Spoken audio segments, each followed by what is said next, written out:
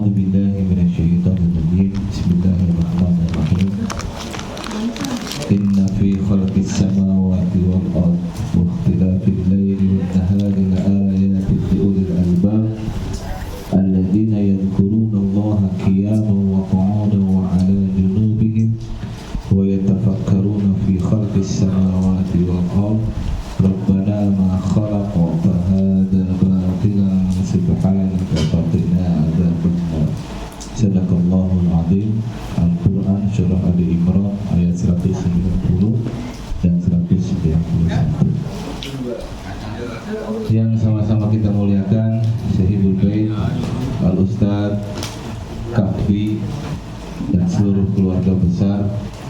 Alhamdulillah, qadarullah, Allah Subhanahu wa Ta'ala takdirkan kita semua berkumpul di malam hari yang tadi diguyur oleh hujan yang deras luar biasa.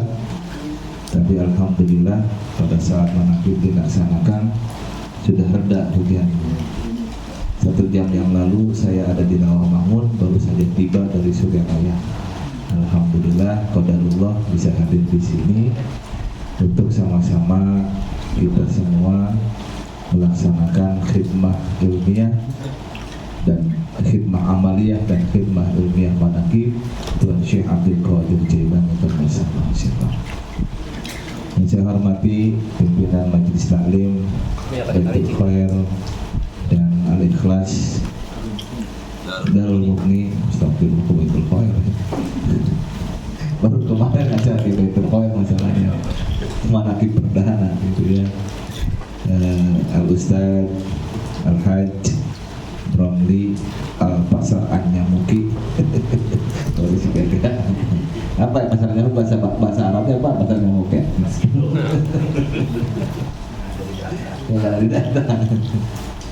Yang saya hormati seluruh pengurus LDPKN Jakarta Barat dan LDPKN Cengkareng, serta mudah-mudahan ada pengurus YSB Tangerang Raya ya.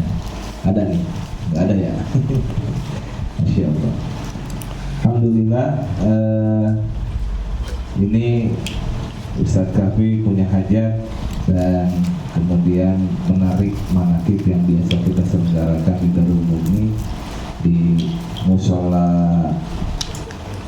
Baitur Rahmah. Mushola Baitur Rahmah, tempat kita riadoh khataman, dan alhamdulillah pada malam hari ini kita tarik ke sini. Jamaah yang dirahmati Allah Subhanahu wa Ta'ala, menyitir Al-Quran Surah Ali Imran ayat 190 dan 191. A'udzubillahi minasyaitonir rajim.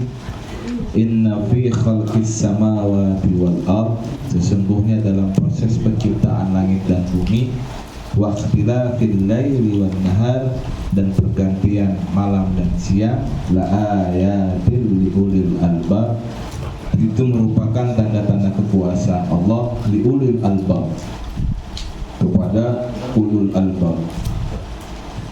Kalau kita artikan secara harfiah, ulul albab itu ulu atau uli ya, ulu ya. Jadi kalau uli ingat sama kata uli gitu ya. Tapi karena ada huruf lam di depannya, jadi jar dia liuli, nah, kan? Liuli. Untuk artinya uli itu adalah orang yang mempunyai. Gitu. Albab bentuk jamak dari kata lubbun, ya, lubbun. Albab adalah bentuk jamak dari kata lub. Lub sendiri artinya dalam terjemahan bahasa Indonesia di Kementerian Agama adalah hati, ya. Tapi sesungguhnya bukan hati secara jasad, ya. Itu adalah yang kita maksudkan sebagai hati nurani, di mana di dalam hadis Rasulullah Shallallahu Alaihi Wasallam, Banaitu libni Adam, aku membangun kepada anak Adam kosron, ada istana. Wafi kosri sodron, di dalam kosron ada sodron, ada dada. Wafi sodri kolban, di dalam satri ada kolban, ada kolb. Wafil kolbi lubban. Nah, di dalam kolbu ada lub. Jadi sebenarnya itu adalah bagian lapisan setelah kolban di dalam diri manusia. Jadi mereka yang mempunyai hati nurani. Tetapi hati nurani itu juga dikatakan di dalam bahasa Al-Quran adalah dijelaskan sebagai lubun wa qalbun wa huwa aqlun. Ya, qalbu itu adalah akal. Jadi ternyata di dalam kamus bahasa Arab ya itu qalbu sama dengan akal. Jadi akal itu bukan adanya di dalam mukhun, bukan di otak. Selama ini kita memahami bahwa akal itu ada di otak. Ya. Padahal Al-Quran menegaskan lahum qulubun ya'qiluna biha. Lahum, mereka mempunyai kolbu ya'qiluna biha, dengan kolbu itu mereka mengakal.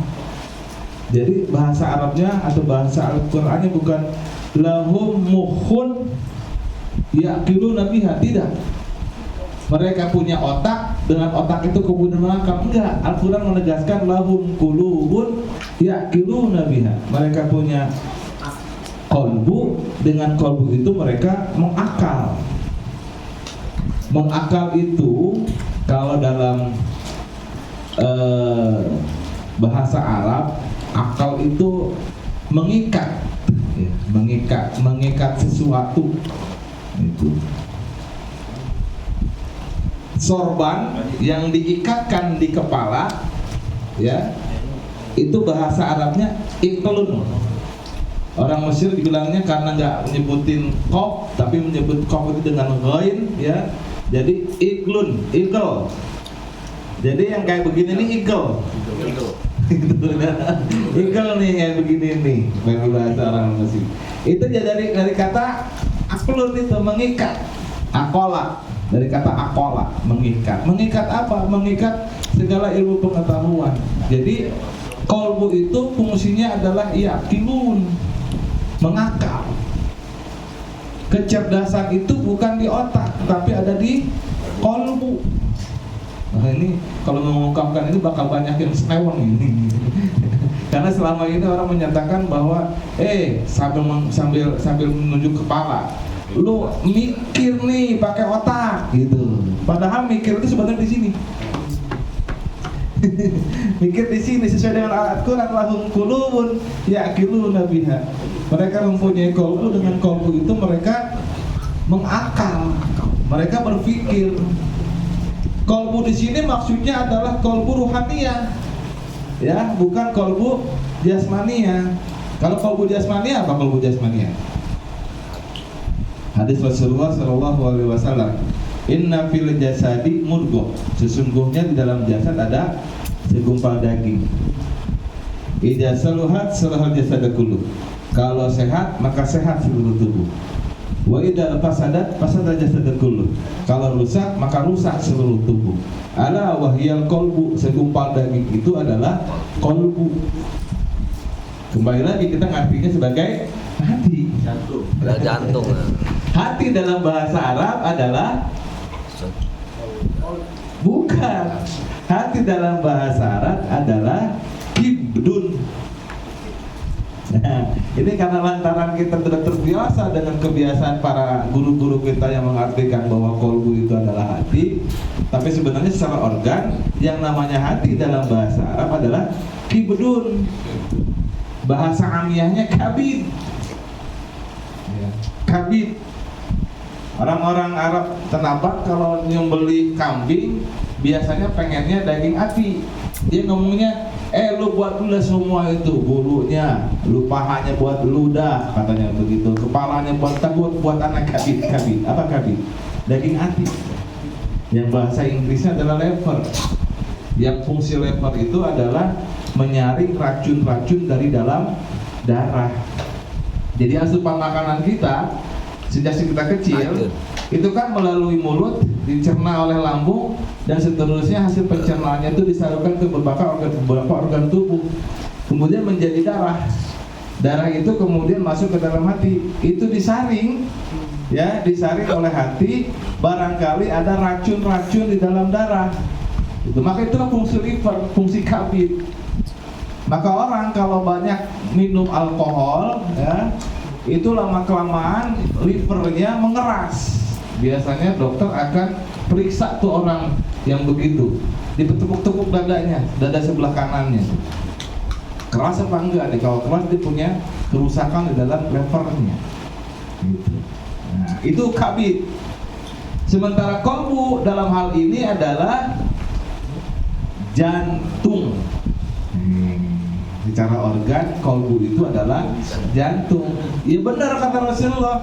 Idza salahat salahal jasada kullu, kalau sehat maka sehat seluruh tubuh. Wa idza fasadat fasada jasada kullu, kalau rusak maka rusak seluruh tubuh. Ala wahiyal kolbu, segumpal daging itu adalah kolbu. Kolbu di sini dimaksudkan adalah jantung.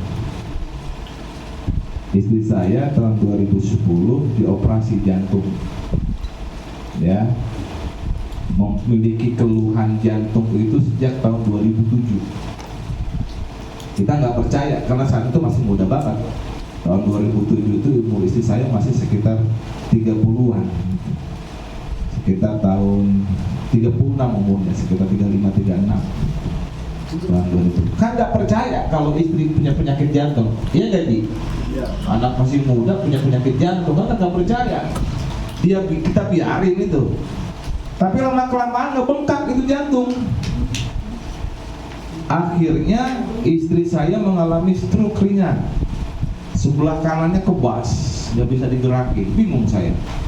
Saya bawa ke rumah sakit. Waktu itu kita tinggal di Kemayoran.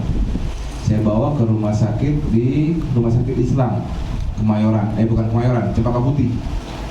Divonis oleh dokter saraf, ini ibu sudah mengalami kelainan jantung baru gitu ya, setelah stroke.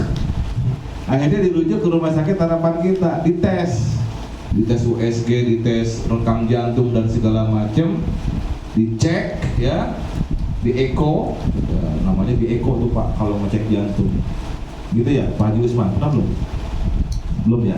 Untung nggak kena penyakit jantung Pak, jangan sampai.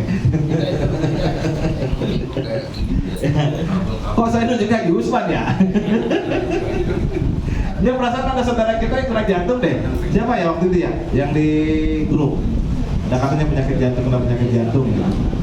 Nah, itu di eko. Setelah di eko keluar hasilnya. Dokter ahlinya sampai nepok jidat. Saya bingung, ini dokter ahli, dokter spesialis sampai nepok jidat, berarti parah banget nih. Apa penyakit istri saya kan begitu. Ya gimana nggak parah, dia jelasin. Pak, ini jantung ibu mengalami pembengkakan. Apa penyebab bengkaknya? Karena ada endapan darah yang di dalam jantung nggak bisa keluar. Kan kalau fungsi jantung itu adalah memompa darah. Dia masuk, dipompa lagi oleh jantung, keluar. Harusnya in sama dengan out. Nggak boleh ada endapan. Yang masuk sama dengan yang keluar itu. Maka yang keluar itu harus dimasukkan ke paru-paru untuk mendapatkan oksigen. Nah, itulah darah yang mengalir ke seluruh tubuh kita setelah melewati paru-paru yang punya oksigen. Orang yang punya saturasi oksigennya rendah, itu dia akan mengalami kerusakan di dalam pernapasannya. Maka orang-orang akan is dead gara-gara saturasi rendah ya. Kemarin kena COVID itu saturasi rendah gara-gara tidak ada oksigen di dalam darah. Ya, terjadi kepada saya tuh tahun bulan Juli kemarin. Saturasi oksigen saya sekitar 90-an. Istri saya sampai kebingungan tuh, hampir mati saya kena COVID, sampai di oksigen segala macam sekitar 9 atau 10 hari tuh. Gitu. Kembali. Jadi jantungnya bengkak karena apa? Karena ada endapan darah. Kenapa terjadi? Kalau endapan darah itu keluar dari jantungnya sedikit demi sedikit, dia akan menyumbat saluran pembuluh darah. hasilnya akan terjadi stroke, dan itu udah dialami, kena benar stroke ringan. Dengar katanya Kang Mahyudi itu kena stroke juga ya. Nah, pernah kena stroke gitu. Tadi cerita dia, saya pernah kena stroke, Ustaz. Kebas kaki saya nih, kata dia begitu ya. Nah itu, ada endapan darah yang menyumbat pembuluh darah, jadi stroke. Yang bikin parah Pak, kata si dokternya, kalau endapan darahnya keluar tiba-tiba segede bakso itu yang di dalam jantung, itu akan membuat ibu nggak ada. Makanya dia tepok lidah. Masya Allah, berarti ini penyakit bukan penyakit sembarangan ini, gitu kan? Terus solusinya apa dok? Solusinya adalah harus dibedah, harus dioperasi. Bingung saya Pak, itu tahun 2009 itu bingung saya. Harus dioperasi, sedangkan ongkos operasinya bukan 1 juta 2 juta Pak, bisa puluhan juta itu. Untungnya alhamdulillah punya komunitas TKN ya, bergabung dengan TKN, murid-murid Abah itu luar biasa ya. Mereka ya alhamdulillah kita didukung lah, disupport oleh murid-murid bangsa Abah. Alhamdulillah itu berbarakah wal karomah Syekh Ahmad Sahibul Wafa dan juga ya, jika cerita dioperasi lah ini saya tahun 2010 dan alhamdulillah sekarang udah sehat lagi ya. Kenapa begitu? Kenapa terjadi endapan darah? Itu gara-gara satu saja. Apa? Ada engsel di dalam jantung, namanya valve katup, kayak pintu itu. Ya, pintu itu kan kalau bisa dia bergerak menutup dan membuka ada engsel. Sama jantung juga ada katupnya gitu. Ternyata katupnya mengalami penebalan. Sedikit penebalannya sebenarnya. Harusnya dia mampu membuka dan menutup 0,6 mm. Ini cuma sanggup membuka dan menutup 0,2 mm. Alhasil yang masuk tidak sama dengan yang keluar. Masuk sekian mililiter darah ke dalam jantung, tapi yang keluar cuma kurang dari yang masuk gitu. Masya Allah. Jantung Pak, kolbu Pak, itu kolbu namanya. Jantung secara fisik. Nah, yang dimaksud di dalam Al-Quran surah Ali Imran ayat 190 itu bukan jantung secara fisik, tapi jantung secara ruh. Mana jantung secara ruh? Kata Rasulullah SAW yang diriwayatkan oleh Ibnu Majah, innal mu'mina, sesungguhnya orang beriman, idza adnaba, apabila dia melakukan perbuatan dosa, kanat nuktatun sauda fi qalbi, maka ada nukta hitam di dalam kolbunya. Satu perbuatan dosa, satu nukta hitam. Dua perbuatan dosa, dua nukta hitam. Semakin banyak perbuatan dosa, maka semakin banyak nukta hitam. Nukta itu bercak Pak. Kalau Bapak ngecat pakai roll, maka ada bercak-bercaknya itu. Nah itulah nukta, noda itu.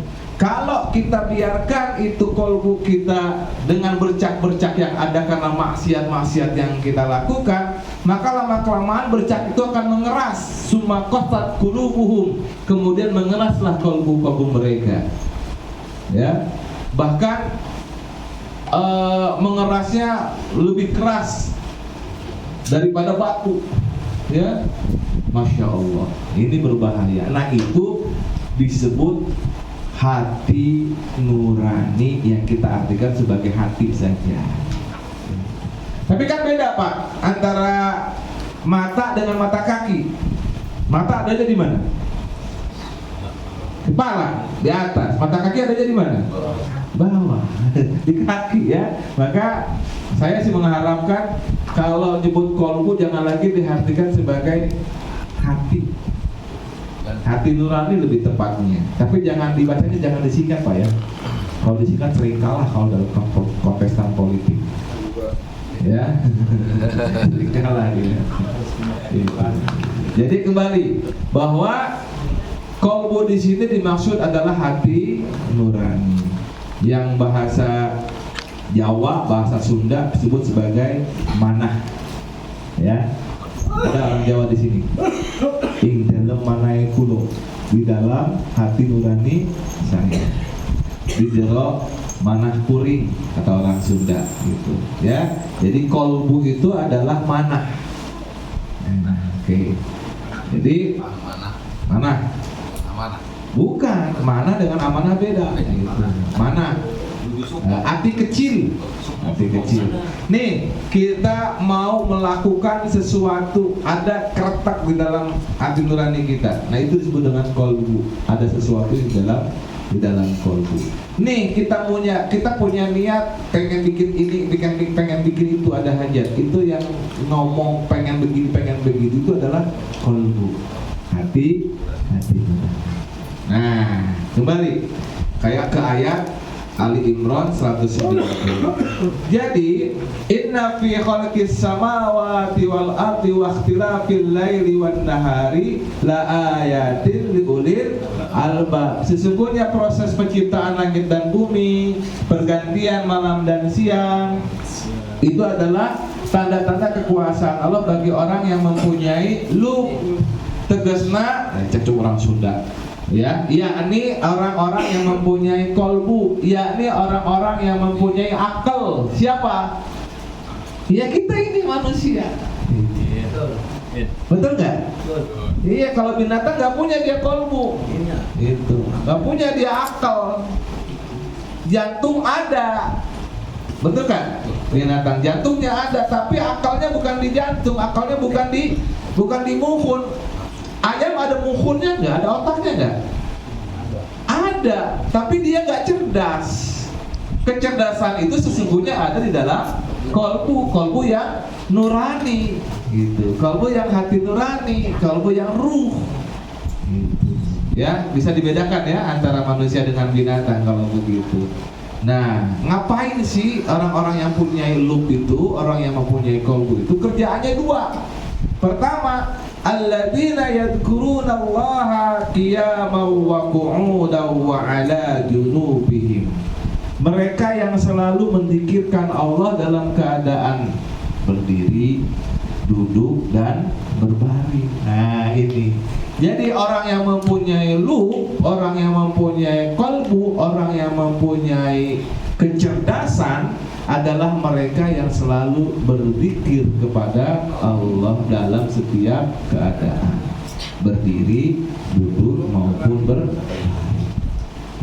Maka ini kita semua yang hadir di sini dalam keadaan manakib ini adalah sedang menjalankan tugas kita sebagai ulul albab, yakni selalu menzikirkan Allah Subhanahu wa ta'ala. Dan ini sedang dipoles kita ini oleh wali mursyid untuk menjalankan tugas dan fungsi kita sebagai ulul albab. Itu menzikirkan Allah Subhanahu wa ta'ala. Jangankan bisa meniru Tuan Syekh Abdul Qadir Al-Jailani yang disaksikan oleh Abdullah Ali Al-Firawi selama 40 tahun.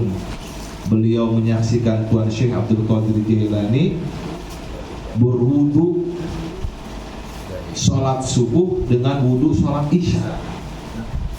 Dan dalam praktek antara sholat isya sampai dengan sholat subuh itu, amaliyah dzikir itu banyak banget beliau lakukan. Melekan terus beliau, Masya Allah. Nah itu kalau beliau ini benar-benar ulul albab yang udah jadi tuh, ya, yang menzikirkan Allah Subhanahu wa ta'ala dalam keadaan berdiri, duduk maupun berbaring. Ya kita sih hanya berharap kecipratan sedikit lah keistiqomahan beliau. Karena fase beliau itu bukan lagi fase mujahadah, tapi sudah fase istiqomah. Sudah istiqomah beliau. Untuk menjadi istiqomah harus mujahadah, harus bersungguh-sungguh. Bisa istiqomah manakib kalau kita mujahadah. Mujahadah apa? Mujahadah menggerakkan semua cipta, rasa dan karya kita untuk hadir dalam keadaan di dalam forum manakib. Dan bisa menjadi cinta terhadap forum manakib karena sudah mengalami. Ketika sudah mengalami maka timbul mahabbah, timbul rasa cinta. Kalau udah rasa cinta maka semua juga udah diabaikan, jadi pengorbanan, ya. Jadi pengorbanan, dan pengorbanannya pun menjadi sukarela. Masya Allah. Mudah-mudahan ya istiqamah mengadakan manakib itu akan menimbulkan mahabbah dari wali mursyid Syekh Ahmad Sahibul Wafa. Ini merupakan bentuk dari pelaksanaan tugas seorang ulul albab, alladzina yadhkurunallaha qiyaman wa qu'udan wa 'ala junubihim. Ya kita mah alhamdulillah segini-gini juga sih punya bekal. Bekalnya adalah zikir jahar sama zikir khafi. Kalau kita istiqomahkan, insya Allah ini merupakan jenjang kepada kita untuk menjadi dicintai dan diridhoi oleh Allah Subhanahu wa Ta'ala. Lah kan kita pengen itu sampai di akhir adalah ingin dicintai dan diridhoi oleh Allah, ya enggak? Betul enggak? Kita enggak pengen dibenci oleh Allah Subhanahu wa Ta'ala. Karenanya mujahadah itu sangat penting. Ya.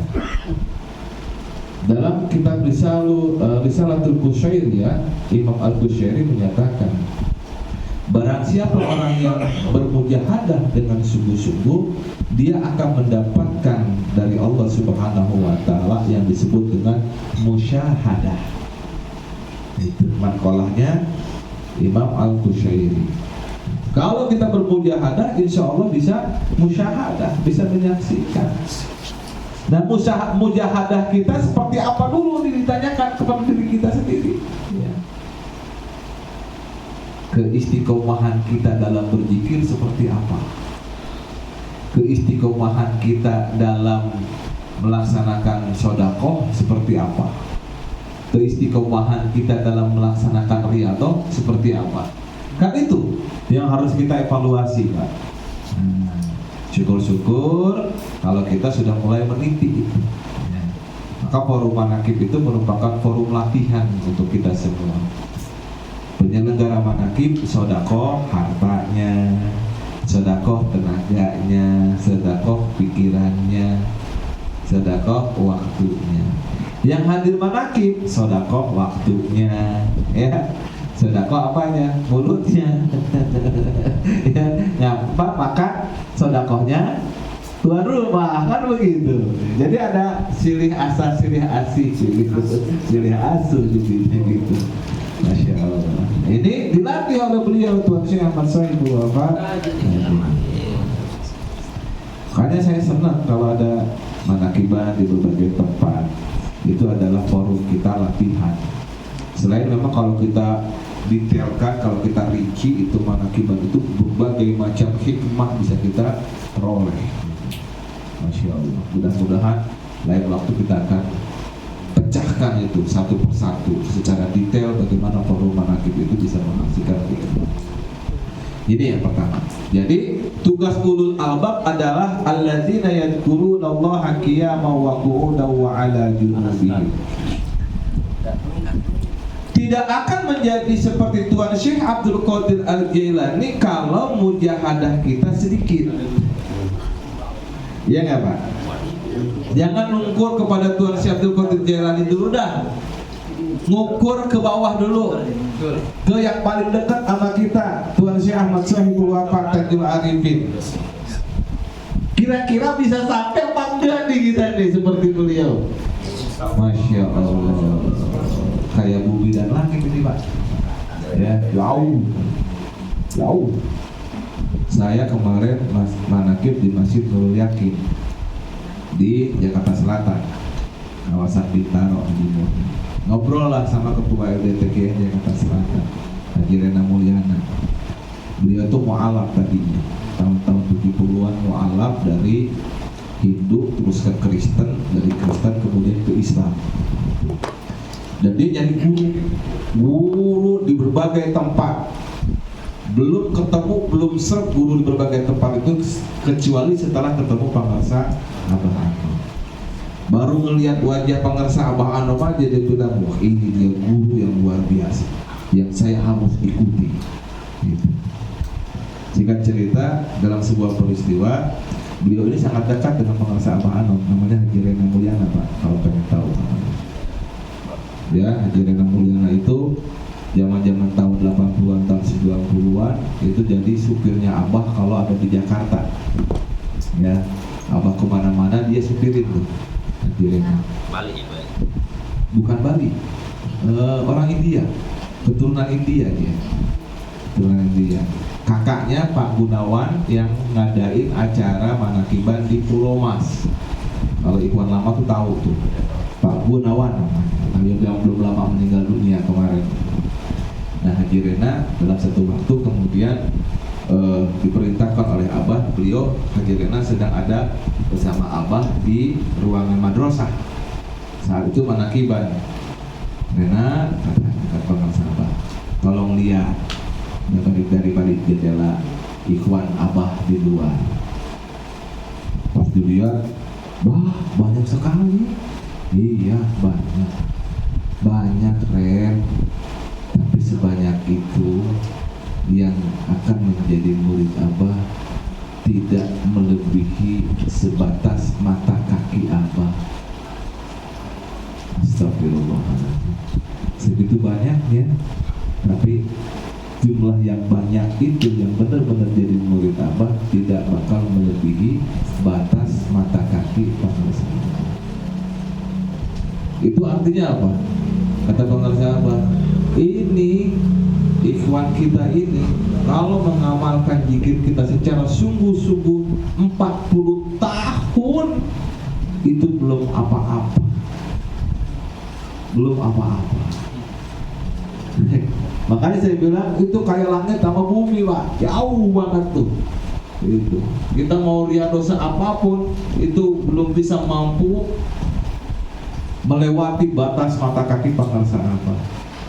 Maka kita yang udah lihat dosa kenceng dan segala macam jangan ngaku paling hebat. Itu ya. Itu ya. Tapi jangan patah semangat.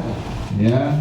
Gak apa-apa kalaupun belum bisa menjadi murid jadinya pengarsa Abah, tapi paling tidak saya bisa nempel sama telapak kaki Abah, gitu kata Haji Rena.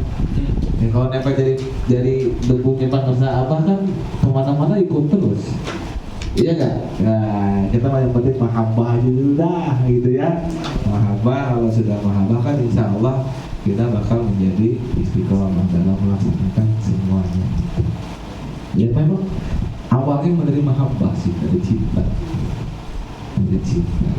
Untuk menumbuhkan semangat mahabbah itu tidak lain harus melaksanakan apa yang beliau anjurkan. Ini baru di sisi alladzina yadhkurunallaha qiyaman wa qu'udan wa 'ala junubihim wa yatafakkaruna fi khalqis samawati wal ard. Oh, ternyata tidak hanya berzikir ulil albab itu.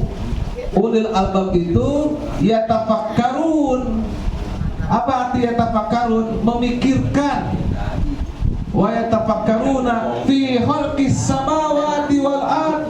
Memikirkan proses penciptaan langit dan bumi. Artinya tidak hanya berzikir saja, tetapi juga harus mampu berpikir.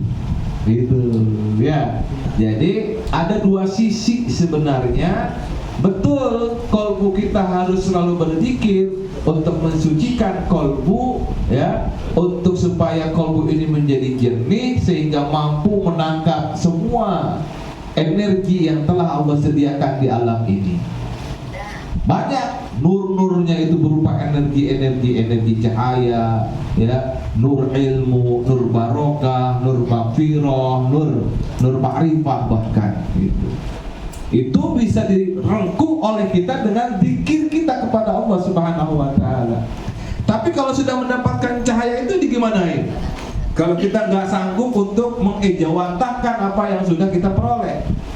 Kan ada orang yang dari hasil zikirnya tetapi kemudian dia menjadi banyak limpahan cahaya dari Allah, tapi nggak mampu mempraktekkan sehingga keluarlah kata-kata syatohat saja. Itu ya, kata-kata yang bagi orang kontroversi. Itu banyak yang sufi-sufi seperti itu. Kenapa? Lantaran dia tidak menggunakan fungsi berpikirnya kolbu di dalam hati nurani. Tetapi kalau dia mampu melakukan dengan memfungsikan fungsi kolbu sebagai orang yang berpikir, proses penciptaan langit dan bumi, insya Allah menjadi sufi yang progresif. Luar biasa kan. Apa tuh sufi progresif? Sufi yang selalu berkelanjutan karya-karyanya. Gitu. Tidak hanya sebatas tidak hanya sebatas mungkin dalam forum-forum manakib, tapi dia karyanya menjadi lebih besar. Lihat pengesabahan. Karyanya itu bagi masyarakat sangat luar biasa. Beliau bisa membuat sebuah panti untuk menyembuhkan orang yang kena penyakit narkoba. Itu bukan kerja gampang, Pak. Gitu.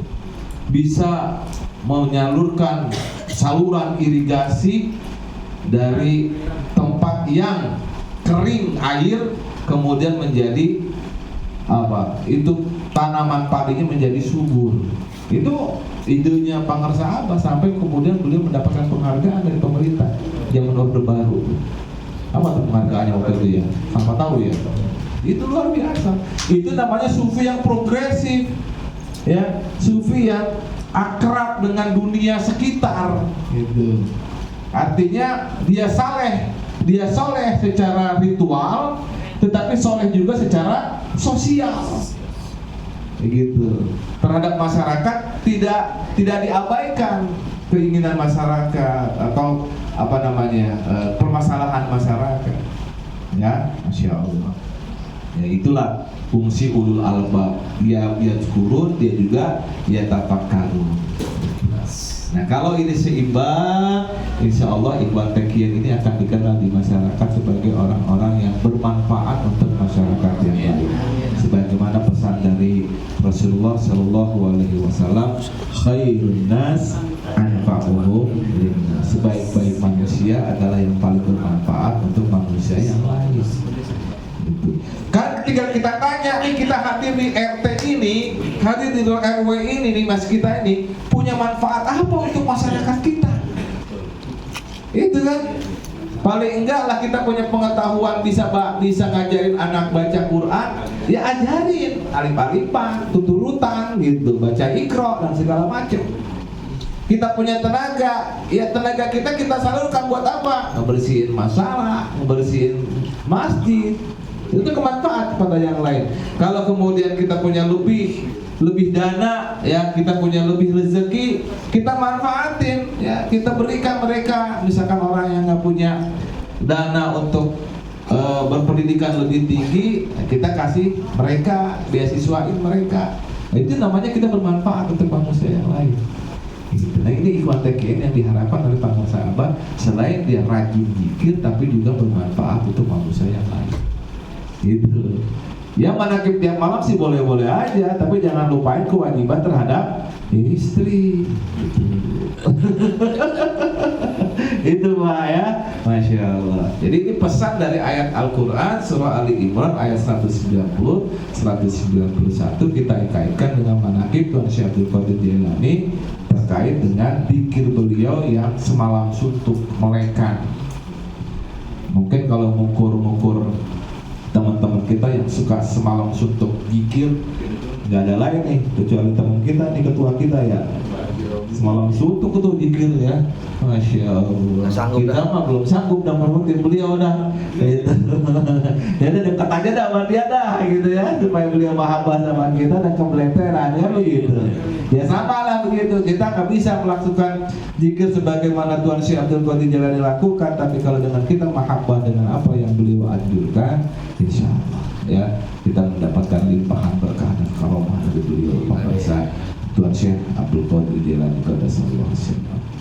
Ya, intinya adalah dalam pembicaraan kita kali ini semoga kehadiran kita di muka bumi ini benar-benar bermanfaat untuk umat.